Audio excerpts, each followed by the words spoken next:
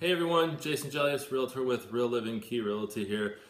Today I have with me Dan Litvin from Advantage Lending Corp in Rochester, Michigan. And we're going to talk a little bit about what you have to actually bring to closing. So Dan, thank you for being here. Yeah, thanks for having me. The number one question that I get when I'm actually representing a buyer is how much do they need to bring to closing? Not just a down payment, not just closing costs per se, but can you basically tell our viewers some of the things that they can actually expect to bring? Absolutely. Awesome question, by the way.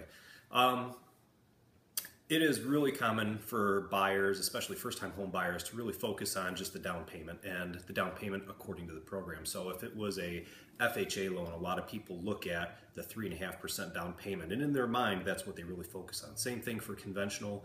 Minimum down payment is sometimes 3% for certain programs, generally 5% for conventional. So 3 or 5%, they're usually looking at, what do I need to get into this house? Sometimes even VA buyers or people with USDA loans, which are zero down loans, they have the anticipation that they can get into the house with literally nothing out of pocket because those are both zero down home loan programs. Right. What a lot of people don't think about is the next three categories of items that are due on every transaction. Okay, the first category is going to be your third-party closing costs, and those are going to be your appraisal, your underwriting fees, your closing fee to the title company, your lender's title insurance, recording to the county, flood certifications, tax certifications, and depending upon the real estate agent that you use, maybe you do or don't have an administrative fee that you have to account for as well. So when you add all that up, depending upon the purchase price and loan size, I would generally say that for most purchases under $250,000, you're probably looking, give or take, around $2,000 in third-party closing costs.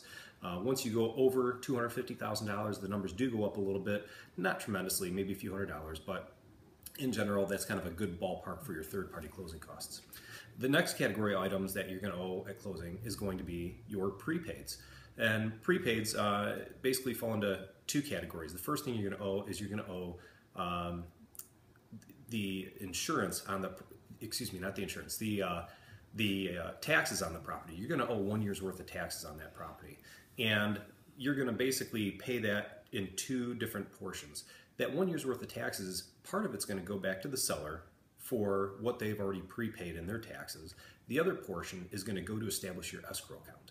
Okay, so any way you look at it, you're going to owe 1 year's worth of insurance, whether it's 6 months back to the seller, 6 months to your escrow account, 9 months to the seller, 3 months to your escrow account. But any way you look at it, you will owe 1 year's worth of taxes on that property. The only exception to that rule is if you happen to be putting down 20% and you're not going to have an escrow account, then you end up not having to pay any taxes to establish a portion of your escrow account, but you do still end up paying back some taxes back to the seller. Okay. One of the next items that you owe as part of your prepaids is going to be days of interest.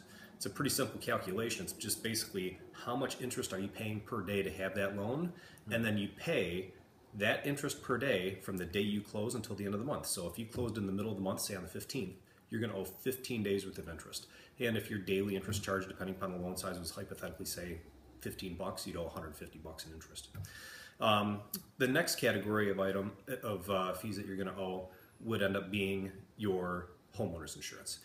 Every house, you do have to get homeowner's insurance. It's going to be due at the closing. You can prepay it before the closing. We generally don't recommend that. It's just a little bit easier if you were to pay your homeowner's insurance right at the closing and have it be part of your closing costs.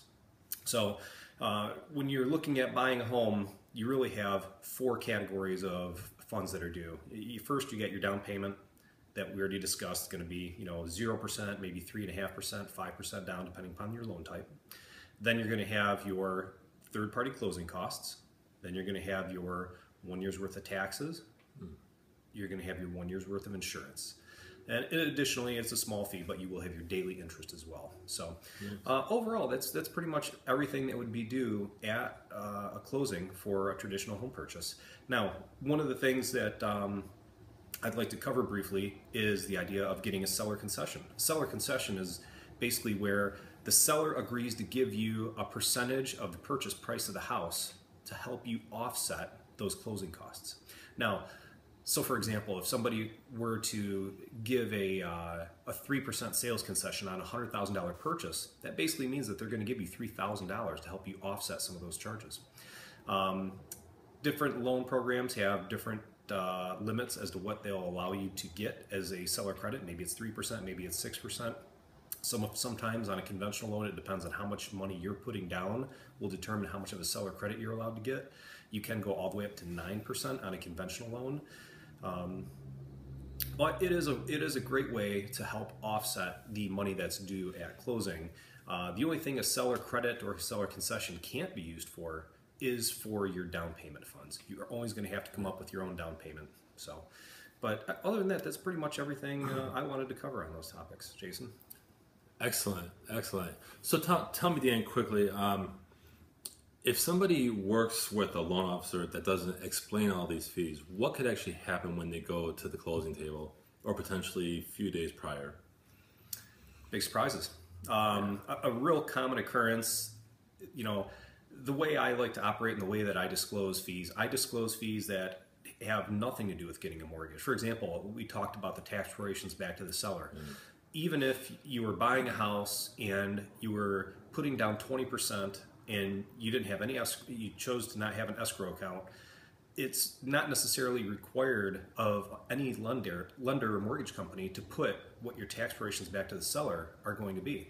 But I like to include that in your fees because the reality is that with me as your loan officer, I'm responsible for telling you what you owe at closing, and it doesn't do anybody any good to not give you all the information and let you know all the fees that are going to be due at closing. So it's really important to make sure you get everything up front, even if it's not a fee that's associated with the lender getting a loan.